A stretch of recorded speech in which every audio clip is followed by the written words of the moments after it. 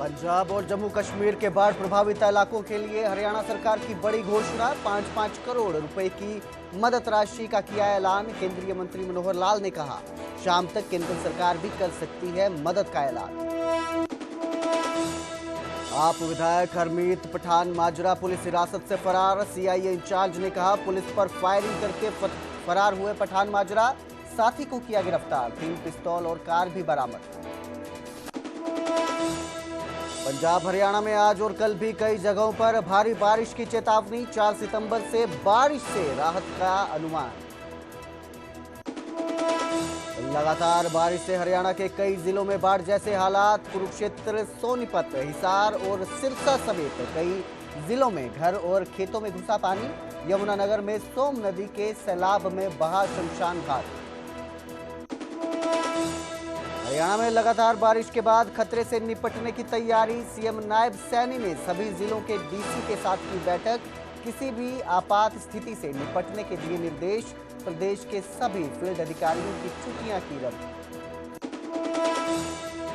घग्गर में उफान के चलते पटियाला में बाढ़ का खतरा। मानसा और संगरूर में भी बड़ी चिंता। खनौरी में भी खतरे के निशान के नजदीक पहुंचा पानी। करनाल केंद्रीय क्षेत्र में हथनी कुंड बैराज से छोड़े गए पानी ने बिगाड़े हालात। कई गांवों का टूटा आपसी संपर्क। इलाके में राहत बचाव दल पूरी तरह अलर्ट। दिल्ली में मंडराया बाढ़ का खतरा। यमुना नदी का स्तर खतरे के निशान से पार। सुबह 6 बजे 205.68 मीटर किया गया दर्ज। इस न्यूज हेडलाइंस के प्रायोजक पतंजलि गाय का घी, माँ का भरोसा, प्यार से परोसा।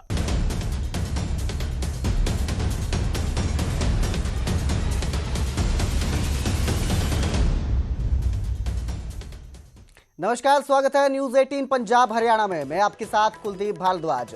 हरियाणा प्राइम की शुरुआत करेंगे हरियाणा सरकार के एक बड़े ऐलान के साथ। हरियाणा सरकार बाढ़ पीड़ित राज्यों की मदद के लिए आगे आई है और उनके लिए मदद का ऐलान किया है। बाढ़ पीड़ितों की मदद के लिए 5 करोड़ रुपए हरियाणा सरकार देगी। जो राज्य हैं पंजाब और जम्मू कश्मीर को 5-5 करोड़ रुपए की सहायता राशि दी जाएगी। केंद्रीय मंत्री मनोहर लाल खट्टर ने इसका ऐलान किया है और कहा कि हर संभव मदद की जाएगी राज्यों की। शाम तक केंद्र सरकार भी मदद का ऐलान कर सकती है। केंद्रीय कृषि मंत्री भी पंजाब का दौरा करेंगे। किसानों के नुकसान की भरपाई सरकार करेगी। तो केंद्रीय कैबिनेट मंत्री मनोहर लाल खट्टर ने ऐलान किया है कि पंजाब और जम्मू कश्मीर को 5-5 करोड़ रुपए की सहायता राशि दी जाएगी हरियाणा सरकार की तरफ से।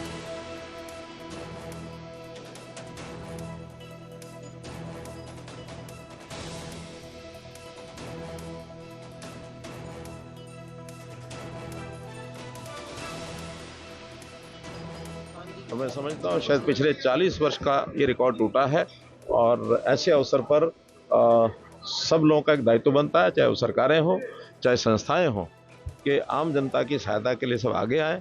बहुत सी एनजीओ उसमें लग गई हैं, बहुत सी संस्थाएं लग गई हैं, सरकारें भी अपने तौर पर कर रही हैं। कल मैं पंजाब के कुछ क्षेत्र में गया था, मुझे पता लगा कि बहुत ज़्यादा नुकसान वहाँ हो रहा है। और आज हरियाणा सरकार की ओर से जो अभी मैं चंडीगढ़ से आया हूँ, तो दोनों प्रदेशों को, पंजाब को और जम्मू कश्मीर को 5-5 करोड़ रुपए की सहायता हरियाणा सरकार ने आज भेजने का फैसला किया। शाम तक वो पैसे पहुंच जाएंगे। और भी वहां से पूछी जा रही है आवश्यकता कि हम अपने हरियाणा के लोगों को तो संभालेंगे ही, लेकिन वहाँ चूँकि नुकसान ज़्यादा है पंजाब में, जम्मू कश्मीर में, तो वहाँ पर भी और सहायता की ओर से जो वहाँ से अपेक्षा की जाएगी उसको हरियाणा पूरा करेगा। मेरी होम मिनिस्टर साहब से बात हुई है, वो भी केंद्र सरकार की ओर से आज प्राइम मिनिस्टर साहब वापस लौट आए हैं, तो प्राइम मिनिस्टर साहब, एचएम साहब उनसे बात करेंगे और शाम तक मुझे लगता है कोई ना कोई सहायता केंद्र सरकार की भी और इन प्रदेशों में जो बाढ़ग्रस्त एरियाज हैं उनको तुरंत पहली किस्त जैसे होती है आवश्यकता के लिए भेजेंगे। तो वहीं लगातार भारी बारिश को लेकर हरियाणा भी अलर्ट है। सीएम सैनी ने हाई लेवल बैठक की है। सीएम सैनी ने सभी जिला उपायुक्तों के साथ बैठक की और बारिश के चलते उत्पन्न हुई स्थिति की समीक्षा की। हर एक नागरिक की सुरक्षा जो है वो सुनिश्चित करें अधिकारी। सीएम सैनी ने सभी जिला उपायुक्तों को ये निर्देश दिए हैं। जिन जिलों में स्कूल बंद करने के निर्देश जारी किए गए हैं वहाँ स्कूल पूर्णतः बंद रहे, ये भी प्रशासन सुनिश्चित करे। तो नायब सिंह सैनी ने अधिकारियों के साथ बैठक की और जो भी स्थिति पैदा हो रही है उसकी समीक्षा की।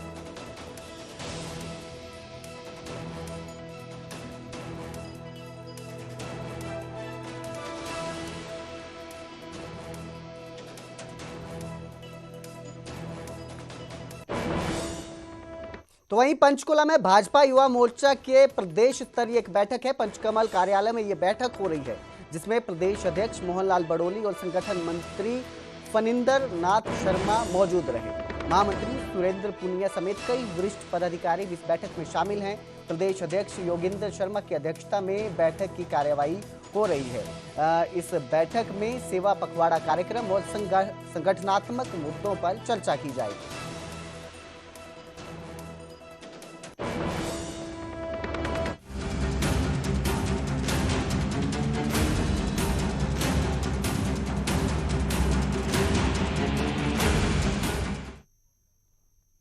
और अब बात करेंगे लगातार हो रही बारिश के बाद आफत की। गुरुग्राम के कादरपुर गांव में बांध टूटने से हड़कंप मच गया है। बांध टूटने से गांव और आसपास के इलाकों में पानी भर गया। कई फीट तक पानी भरने से ग्रामीणों की मुश्किलें बढ़ चुकी हैं। गांव में बाढ़ जैसे हालात बने हुए हैं। लोगों में दहशत का माहौल देखने को मिल रहा है। कई घरों में पानी घुस गया है, जिससे लोग परेशान नजर आए हैं। ग्रामीणों को सुरक्षित स्थानों पर शिफ्ट करने की कवायद शुरू की गई है। प्रशासन हालात पर नजर बनाए हुए है। राहत कार्य शुरू किए गए हैं। इस वक्त मैं मौजूद हूं गुरुग्राम के कादरपुर गांव के इलाके में और यहां पर आप देख सकते हैं कि ठीक मेरे पीछे किस कदर पानी जमा हुआ है। ये पानी जो है ये गुरुग्राम की जो कादरपुर गांव के पीछे अरावली श्रृंखला है, वहां से ये सारा पानी आता है और यहाँ पर ये पानी रुकता है। यहाँ पर ये बाकायदा हम देख सकते हैं कि यहाँ पर एक बांध जो है वो बनाया गया था, जो काफी पुराना है। और ये जो बांध है, ये बांध इस पानी को जब भी बारिश आती है तो उसको रोकता है। लेकिन कल भारी बारिश के बाद ये बांध टूट गया और ये पूरा पानी जो है गांव के इलाके में चला गया और उसके बाद गांव का रास्ता जो है एक तरह से पूरा बंद हो गया था। लेकिन अब गुरुग्राम प्रशासन के सहयोग से यहाँ पर हम कह सकते हैं कि जो कार्य है वो एक तरह से चल रहा है। इस बांध को दोबारा से बंद करने की कोशिशें यहाँ इस जेसीबी मशीन के जरिए की जा रही हैं, ताकि जो पानी है वो ना जाए। और काफ़ी हद तक प्रशासन इस पर काबू पाने में कामयाब रहा है। और अब जाकर के पिछले जो कल हम कह सकते हैं कि करीब करीब 16 घंटे तक ये रास्ता बंद रहा है और अब इस रास्ते को खोला गया है, क्योंकि अब इस बांध को बंद कर दिया गया है। लेकिन कल के हमने जो तस्वीरें देखी थी, आज सुबह तक की भी लोग जो है इस पानी में से ही एक तरह से आवाजाही कर रहे थे। लेकिन अब गुरुग्राम प्रशासन ने इस बांध को दोबारा से रिपेयर करने की कोशिश यहाँ पर की है और जेसीबी के जरिए इस बांध को रिपेयर किया भी गया है। ये गांव का इलाका आप देख सकते हैं, तस्वीरों में भी इस पानी के उस पार गांव का इलाका नजर आता है। और ये सारा जो पानी है ये अरावली श्रृंखला से ये सारा पानी जो है यहाँ पर बरसाती पानी आता है और यहीं पर इकट्ठा होता है। लेकिन कल बांध टूटने की वजह से ये पानी गांव में चला गया। तो गुरुग्राम में अलग अलग इलाकों में भारी जलभराव हुआ है। जलभराव के विरोध में कांग्रेस ने जोरदार प्रदर्शन किया। कांग्रेस जिला अध्यक्षों ने सड़कों पर बोर्ड चलाकर विरोध जताया। प्रशासनिक दावों और वादों की खुलकर पोल खोली गई। गुरुग्राम में जलभराव एक बड़ा राजनीतिक मुद्दा बनता नजर आया है। तो आप देख सकते हैं, तस्वीरें आपकी स्क्रीन पर आएंगी, जिसमें आप देख सकते हैं किस तरह कांग्रेस जिला अध्यक्षों ने जलभराव के बीच बोट निकाली और विरोध प्रदर्शन किया।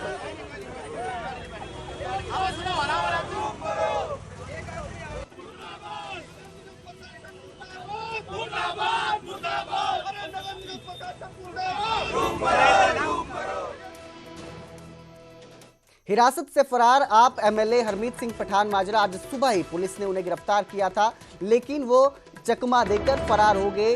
हरियाणा के करनाल से फरार हुए हैं विधायक पठान माजरा जो हैं, उन्हें गिरफ्तार करके पुलिस ले जा रही थी, लेकिन इसी दौरान वो फरार हो जाते हैं। कुछ लोग स्कॉर्पियो में आते हैं, पुलिसकर्मियों पर हमला करते हैं और उसके बाद उन्हें अपने साथ ले जाते हैं। पठान माजरा फरार हैं। एसएसपी पटियाला ने भी इसकी जानकारी दी है न्यूज़ 18 को। पटियाला के सनोर से पठान माजरा विधायक है। तो आपको बता दें कि आप विधायक हैं जिनकी रेप केस में गिरफ्तारी की गई थी, लेकिन इस दौरान कुछ लोग आए जो पठान माजरा को अपने साथ ले गए, फरार हो गए पुलिस की गिरफ्त से। तो आज सुबह ही इन्हें गिरफ्तार किया गया था। आप विधायक हैं, पठान माजरा पटियाला के सनौल से विधायक है, और इस तरह की जब घटना होती है तो कई सवाल उठ खड़े होते हैं। एक विधायक जिसे लोग चुनते हैं, वोट देकर सत्ता में लेकर आते हैं, और जब उन्हें गिरफ्तार किया जाता है वो फरार हो जाते हैं पुलिस की गिरफ्त से। ये पूरा जो घटनाक्रम है ये चौंकाने वाला है, क्योंकि आपको गिरफ्तार किया जाता है। करनाल से इन्हें गिरफ्तार किया गया था, आपको पुलिस गिरफ्तार करती है, लेकिन फिर आपके समर्थक कहें या बदमाश कहें जो आते हैं पुलिस पर हमला करते हैं, फायरिंग करते हैं और अपने साथ उन्हें ले जाते हैं और वो भी उनके साथ चले जाते हैं। तो विधायक जो हैं वो फरार हैं। आज सुबह ही गिरफ्तार किया गया था और पुलिस गिरफ्त से अब फरार हो चुके हैं। इस खबर पर ज़्यादा जानकारी के लिए मेरे सहयोगी अंकित दुदानी हमारे साथ जुड़े हैं। जी अंकित, क्या अपडेट है इस मामले में? विधायक जो हैं वो फरार चल रहे हैं, पुलिस का क्या कहना है इस पूरे घटनाक्रम को लेकर? बिल्कुल, करनाल में जो डबरी गांव है वहां गुरनाम सिंह लाडी जो पूर्व सरपंच हैं उनका ये घर है और यहीं पंजाब पुलिस पहुंची थी और यहाँ पंजाब पुलिस रात को पहुंची थी। रात को यहाँ पंजाब पुलिस की ओर से दबिश दी गई। रात को बताया जा रहा है कि 2, 2:30, 3 बजे यहाँ पुलिस पहुंची थी और पुलिस का जो पहुंचने का तरीका था वो बेहद गलत था। ये जो गेट बताया जा रहा है, इस गेट के ऊपर से फांद करके और पुलिस वाले जो हैं घर के अंदर एंटर किया था। तो कहीं ना कहीं उसके ऊपर ऐतराज जताया गया घर वालों की तरफ से और ऐतराज ये भी जताया गया कि ना उनके पास कोई वारंट था और पुलिस की वर्दी में भी वो लोग नहीं थे। तो उसको भी ऐतराज जता करके, हालांकि सुबह दोपहर तक भी ये रही है पुलिस और सुबह नाश्ता भी उनको पुलिस वालों को करवाया गया यहाँ भी, लेकिन कहीं ना कहीं विरोध जरूर जताया जा रहा है। जिस तरह से पंजाब पुलिस यहाँ हरमीत सिंह पठान माजरा को गिरफ्तार करने पहुंची थी। हमारे साथ गुरकीरत हैं जो पड़ोस में रहते हैं, उनसे बातचीत करते हैं। गुरकीरत जी, किस समय पुलिस पहुंची थी और क्या माजरा था? देखिए, सुबह मुझे जब मैं उठा लगभग 5:15, 5:30 बजे के करीब मैंने देखा कि अनजान लोग कुछ घूम रहे हैं और सिविल ड्रेस में हैं। मैंने बात करने की कोशिश की तो उन्होंने बात नहीं की और जब पड़ोस में ज्यादा हलचल देखी तो मुझे बुलाया गया, उधर गए तो हमें ये सारा मामला समझ में आया कि क्या मामला है।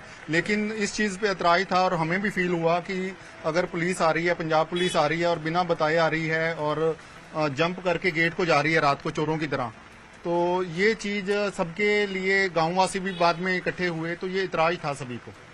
ठीक है, पुलिस कह रही है कि यहाँ फायरिंग हुई है और यहाँ दीपेंद्र हुड्डा गुरुग्राम में प्रेस कॉन्फ्रेंस कर रहे हैं। गुरुग्राम में कल रात जो जाम लगा था उसको लेकर प्रेस कॉन्फ्रेंस कर रहे हैं। आइए आपको वहां लेके चलते हैं।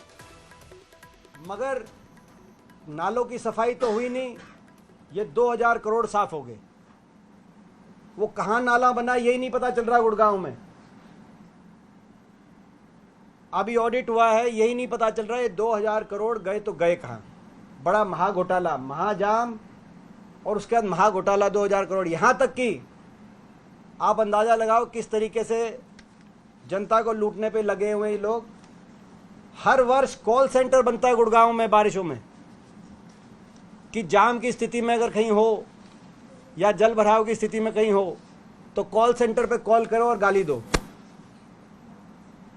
तो कॉल सेंटर बनता है, उसमें 1.5 करोड़ रुपए का खर्चा हर वर्ष। 1.5 करोड़ केवल कॉल सेंटर, काम कुछ नहीं। मल कॉल सेंटर में अपनी बात कह के हल्के हो जाओ, ये इस सरकार की नीति है। 32 मेन सड़कें हैं गुड़गांव में जो हमारे समय ही बनी। मैं पहले से ये कह रहा हूं क्योंकि इसको मैं स्वीकार कर रहा हूं, क्योंकि इनकी सरकार में तो एक नई सड़क नहीं बनाई इन्होंने, एक नया काम गुड़गांव में नहीं किया गया। 32 में से 13 सड़कों में ड्रेनेज नहीं, कोई ऐसा साथ में नाले की व्यवस्था जिससे पानी की निकासी। और नजफगढ़ ड्रेन में गुड़गांव में अरावली क्षेत्र से होता हुआ पानी नजफगढ़ ड्रेन तक पहुंचे, ये गुड़गांव की बसासट है। इनमें 13 में नाले नहीं है। मैं पहले ही हमने कहा, क्योंकि ये बीजेपी वाले नीचे ट्रोल करने लग जाएंगे जो लाइव चल रहा होगा कि ये सड़कें आपने बनी, नाले नहीं। सारी सड़कें हमने बनाई, आपने तो एक सड़क नहीं बनाई 11 साल से। 11 साल से आप कम से कम ये नाला तो बना सकते हैं साथ में, लेकिन 11 साल में कोई काम गुड़गांव में हुआ नहीं। जो गुड़गांव देश की शान थी, फॉर्च्यून 500 कंपनीज हमारे समय में गुड़गांव में आई, मिलेनियम सिटी के रूप से देश के और दुनिया के विकास के मानचित्र पर गुड़गांव का नाम हुआ। आपको मैं याद दिलाऊं, हमारे समय, कांग्रेस पार्टी के समय गुड़गांव में रैपिड मेट्रो आई, देश की पहली मेट्रो का विस्तार हुआ। 8 लेन दिल्ली गुड़गांव, धौलाकुआ गुड़गांव 8 लेन की सड़क का निर्माण हुआ। गुड़गांव फरीदाबाद 4 लेन की सड़क का निर्माण हुआ। ESI मेडिकल कॉलेज का निर्माण हुआ। डिफेंस यूनिवर्सिटी आई गुड़गांव में। मानेसर में IMT का बहुत बड़ा विस्तार हुआ। औद्योगिक केंद्र देश के मानचित्र पर मानेसर के रूप में विकसित किया गया। द्वारका एक्सप्रेसवे का 60% काम हमारे समय पूरा हो चुका था, जो इस सरकार ने 11 साल में केवल मात्र 40% काम करके श्रेय लेने का प्रयास किया है। ये सारा गुड़गांव का काम हुआ उस समय। और भी, और कभी आपने को याद नहीं होगा कि गुड़गांव में मूलभूत समस्याओं का सामना गुड़गांव के नागरिकों को करना पड़ा हो, कभी जाम की, कभी कोई व्यापक फ्लडिंग की। इनके समय कोई एक नया काम बता दें खट्टर साहब ने जवाब तो दे दिया कि कोई समस्या है ही नहीं, लेकिन एक काम बता दे, मेट्रो 11 साल में एक कोई खंबा मेट्रो का नया किसी का निर्माण कार्य हुआ हो, एक। गुड़गांव नहीं, पूरे हरियाणा में 1 इंच मेट्रो का विस्तार नहीं हुआ, क्योंकि जब पब्लिक ट्रांसपोर्टेशन ही आपने जिस रूप से आबादी बढ़ रही है नहीं बढ़ाई। हमारे समय हरियाणा में 82 किलोमीटर मेट्रो आगे बढ़ी थी।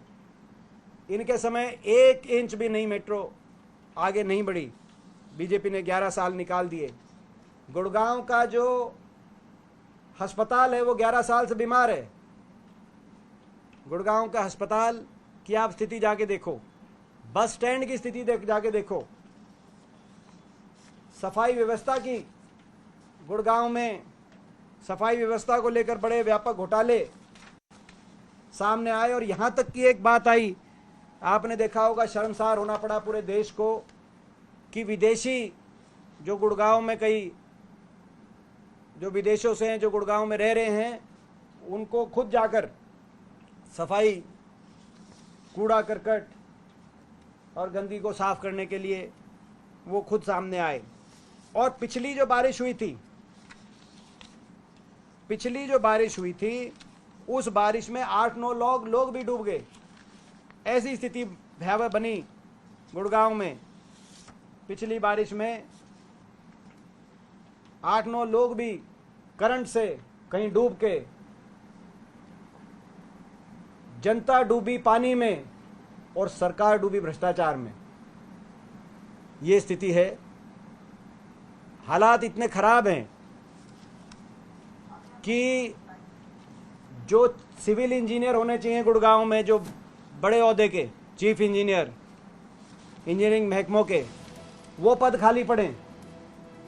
आप अंदाजा लगाओ, सिविल इंजीनियरिंग के पद, चीफ इंजीनियरिंग के पद गुड़गांव में खाली पड़े। इन्होंने केवल और केवल गुड़गांव। और अब बात करेंगे घग्गर में उफान में चलते पटियाला में बाढ़ का खतरा बढ़ गया है। मानसा और संगरूर में भी चिंता बढ़ी हुई है। पटियाला में खतरे के निशान से ऊपर दरिया बह रहा है। संगरूर में खतरे के निशान के नजदीक स्तर पहुंच चुका है। आसपास के इलाकों में बाढ़ की संभावना बढ़ गई है। खनौरी में भी खतरे के निशान के नजदीक पानी पहुंच गया है।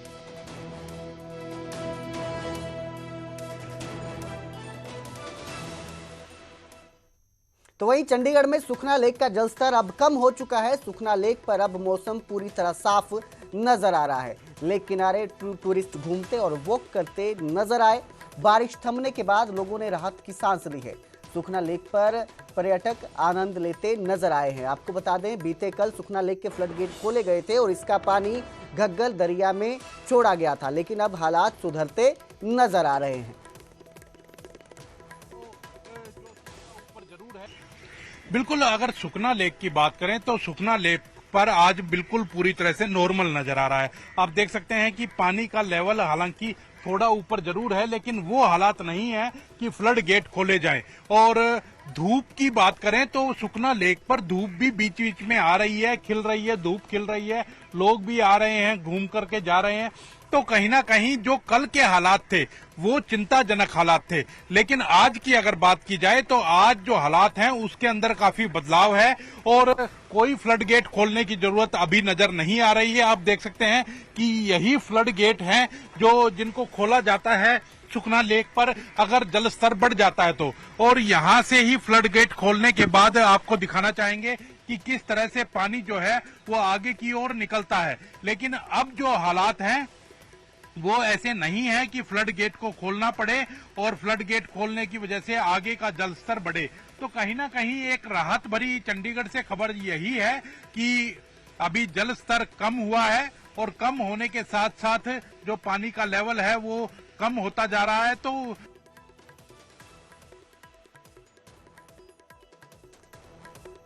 उधर करनाल के इंद्री क्षेत्र में हथनीकुंड बैराज से छोड़े गए पानी ने हालात और बिगाड़ दिए हैं। डबकोली कला से डबकोली खुर्द जाने वाले रास्ते पर पानी भर गया है। कई गांव के खेत जलमग्न हो चुके हैं और गांव का आपसी संपर्क टूट गया है। प्रशासन लगातार यमुना के जलस्तर पर नजर रखे हुए है। लोगों से अपील की गई है कि वो सतर्क रहें और सुरक्षित स्थानों की ओर जाएं। राहत बचाव दल पूरी तरह अलर्ट पर है। नाव, ट्रैक्टर, जेसीबी और पोकलैंड जैसे संसाधन जो हैं वो तैयार रखे गए हैं ताकि किसी भी आपात स्थिति में तुरंत मदद पहुंचाई जा सके। उत्तर भारत के कई राज्य इस वक्त बाढ़ की चपेट में हैं क्योंकि पहाड़ों पर भी लगातार बरसात हो रही है। ऐसे में हथनीकुंड बैराज से यमुना के अंदर 3 लाख क्यूसेक से ज़्यादा पानी छोड़ा गया था। अब वो करनाल के इंद्री के गांवों में पहुंचता हुआ नज़र आ रहा है। आगे फिर वो पानीपत, सोनीपत होता हुआ दिल्ली पहुंचेगा। लेकिन उससे पहले जो रास्ते में गांव पड़ते हैं वो तस्वीर हम आपको दिखा रहे हैं। ये इंद्री का गांव है, डबकोली कला। ये सड़क है, लेकिन अब आप देख पा रहे हैं ये सड़क पूरी तरह से पानी में डूब गई है। ये पुलिया जो 2 गांवों को जोड़ती है वो पुलिया पूरी तरह से डूब चुकी है। चारों तरफ आप देख सकते हैं पानी का सैलाब है। यहाँ पर जो फसल है गन्ने की, धान की, सब्जियां हैं, पशुओं के लिए चारा है, आसपास जो जंगल है वो इस वक्त आपको डूबा हुआ नजर आ रहा होगा। हालांकि संपर्क टूटा है तमाम गांवों का, क्योंकि अगला गांव डबकोली खुर्द बताया जा रहा है। इसके अलावा कुछ और रास्ते हैं जहां जो यमुना से सटे हुए हैं, चाहे वो शेरगढ़ टापू की बात करें या इसके अलावा रंदोली गांव की बात करें, जप्ती छपरा गांव की बात करें, अलग अलग रास्ते हैं वो भी इस वक्त पानी की चपेट में है। बताया ये भी जा रहा है कि कई गांवों में थोड़ा थोड़ा पानी पहुंचना शुरू हो गया है, लेकिन जो रास्ता है, जंगल है, खेत है, वहां पर पानी जरूर पहुंच चुका है और आगे जाने का कोई भी रास्ता नहीं है। इधर आप देख सकते हैं लोग इंतजार कर रहे हैं किसी एक ऐसे साधन की जिसके जरिए वो दूसरे गांवों से संपर्क कर सकें। हालांकि आज पानी यहां पर पहुंचा है और अगर लगातार और बारिश होती है तो जाहिर सी बात है कि हथनीकुंड बैराज से और ज़्यादा पानी छोड़ा जाएगा और वो फिर धीरे धीरे करके करनाल के, इंद्री के इन गांवों। और अब आपको बल्लभगढ़ शहर की तस्वीरें दिखाते हैं जहां जल भराव के बाद हालात खराब हो गए। बस स्टैंड पर पानी भरने से लोगों को परेशानी का सामना करना पड़ा। रेल मार्ग और मेट्रो कनेक्टिविटी पर भी इसका असर पड़ा। नौकरी पर जाने वालों को समय से पहुंचने में दिक्कत आई। जल भराव से शहर में जाम की समस्या बढ़ गई। प्रशासन ने पानी निकासी के लिए पंप की मशीनें लगाई हैं। लोगों का आरोप है कि हर साल जल भराव से उन्हें 2 से 4 होना पड़ता है। सर यहाँ पर 24 घंटे बंदे रहते हैं रूटीन में काम पे, और पंप को जैसे ही बारिश होती है चलाते हैं। तो कब तक उम्मीद है पानी निकल जाने? 2 घंटे में निकल जाएगा। रात में करीब 2 से 2.5 फुट के करीब में पानी होगा, जो कि रूटीन में पंप चलने से काफी पानी कम हो गया, जैसा कि आप देख सकते हैं। और भी कोई पंप सेट है लगा हुआ है यहाँ पर जो निकालने की व्यवस्था? हाँ, ये NHI वालों का भी लगा हुआ है पंप सेट। दोनों चल रहे हैं? हाँ जी। और उसके बाद ये पानी यहाँ से किस तरफ छोड़ा जा रहा है? यहाँ से पानी नहर में डाला जाता है।